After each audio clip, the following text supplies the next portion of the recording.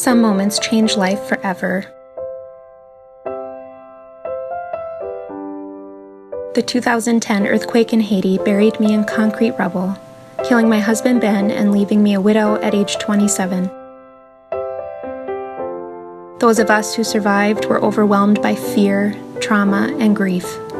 I was training to become a pastor, but my faith in a loving God was shaken and battered by the earthquake that devastated Port-au-Prince and killed so many thousands.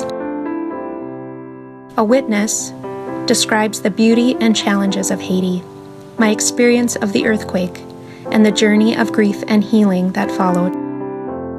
It proclaims that in Christ, love and new life conquer death.